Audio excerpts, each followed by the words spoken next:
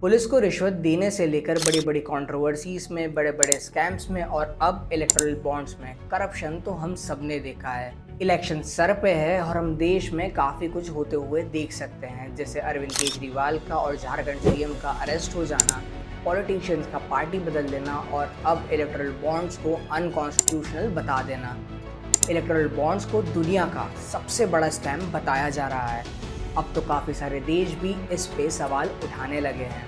Electoral bond समझने से पहले हमें इलेक्टोरल फंडिंग सिस्टम, जो कि 2012 में यूपीए सरकार लाई थी, उसे समझना होगा। तो होता यूँ था कि कोई भी फर्म अपना ट्रस्ट बनाएगी और उसमें डोनेशंस देगी, जो कि डायरेक्टली पार्टीज को हैंडओवर हो जाते थे। ये सारे डोनेशंस कैश में होते थे, जिसके कारण ब्लैक मनी का फ्लो काफ़ी ज़्यादा बढ़ चुका था और काफ़ी सारी कंपनीज एक ही ट्रस्ट में डोनेट करने लगी। और इसका एक और लूप होल ये था कि कोई भी आरटीआई फाइल करके डोनर का पता कर सकता था, जिसके कारण उन्हें डेट क्रेडिट भी हो सकता था। कि सभी लूप्स को हटाने के लिए या फिर कह लो इलीगल फंडिंग की कैश फ्लो को और स्मूथली बढ़ाने के लिए इलेक्टोरल बॉन्ड 2018 में लाया गया।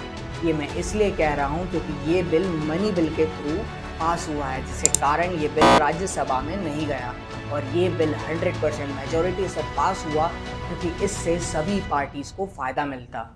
पर आखिर इलेक्टोरल बॉन्ड्स है क्या और इसे क्यों हटा दिया गया है? तो जब भी किसी कंपनी को फंडिंग देना होती है तो वो पहले एसबीआई के पास जाएगी और वहाँ वो अमाउंट दे के उस अमाउंट का बॉन्ड ले लेगी और वो बॉन्ड लेके पार्टी ऑफिस में जाके उसे सबमिट कर लेगी। तब पार्टीज के पास 15 डेज का समय होता है उस बॉन्ड को एनकैश कराने के लिए। पर क्या इलेक्टोरल बॉन्ड एक बहुत बड़ा स्कैम है या फिर ये चंदा दो धंधा लो वाला एक बहुत बड़ा स्कीम है?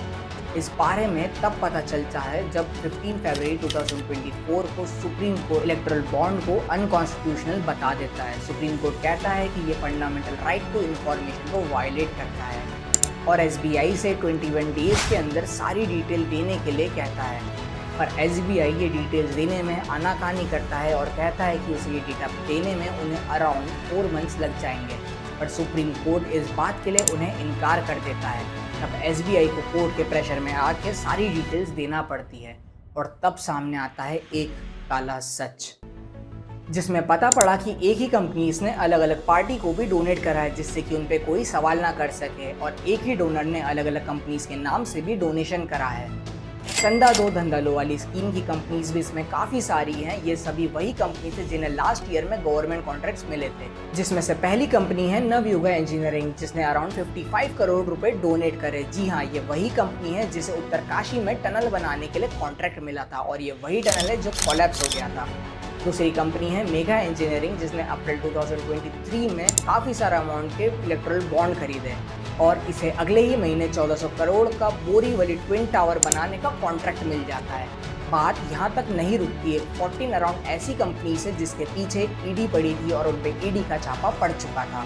इस वीडियो में बताई गई सारी इन्फॉर्मेशन फैक्चुअल है और सारे ही ओपिनियन अनफिल्टर्ड और अनबायस्ड है। ये सिर्फ मेरे व्यूअर्स को एक रैशनल सोच देने के लिए है और मैं इस वीडियो के माध्यम से ना तो किसी पॉलिटिकल पार्टी को सपोर्ट करता हूँ ना ही अपोज करता हूँ। अगर आप सभी मेरी ही तरह डेमोक्रेसी को सपोर्ट करते हैं तो कॉमेंट सेक्शन में जय हिंद लिखिए और इस वीडियो को ज़्यादा से ज़्यादा लोगों तक शेयर कीजिए।